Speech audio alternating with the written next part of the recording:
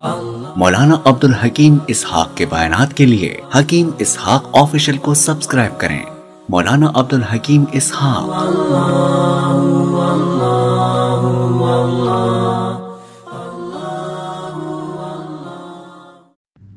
بسم اللہ الرحمن الرحیم، نحمدہ ونصلی ونسلم علی رسولہ الکریم، اما بعد۔ یہ وظیفہ یہ چہرے کی خوبصورتی کے لیے ہے، چہرے کی نورانی کے لیے ہے، حسن جمال کے اضافے کے لیے ہے۔ یہ اللہ جل جلالہ کے صفاتی نام ہیں۔ اگر اس کو پابندی کے ساتھ پڑھیں گے تو خوبصورتی آپ کی مٹھی میں آ جائے گی۔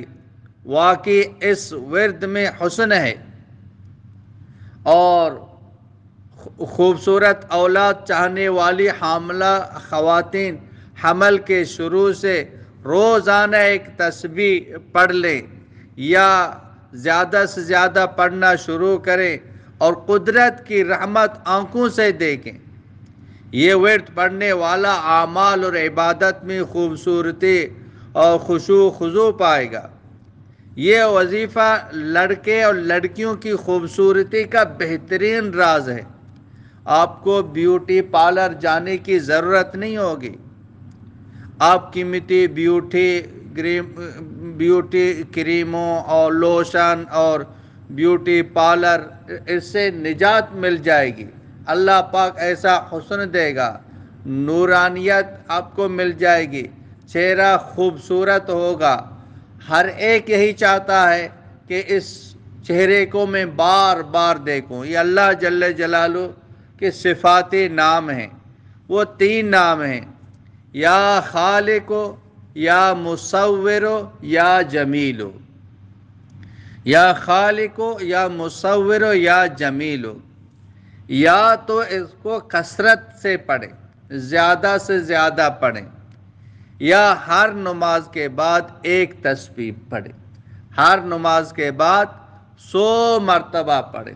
انشاءاللہ تعالی اللہ پاک عجیب و غریب ایک حسن دے دے گا، اور بیوٹی پارلر کی جانے کی ضرورت نہیں ہوگی۔ اللہ سا حسن دے گا، اسے نورانیت دے دے گا۔ تو بڑا مجرب یہ عمل ہے۔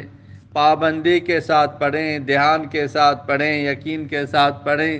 انشاءاللہ تعالی چہرے میں داغ دبے یہ ساری چیزیں ختم ہو جائیں گی۔ خود بھی اس پر عمل کریں، اوروں تک یہ پہنچائیں۔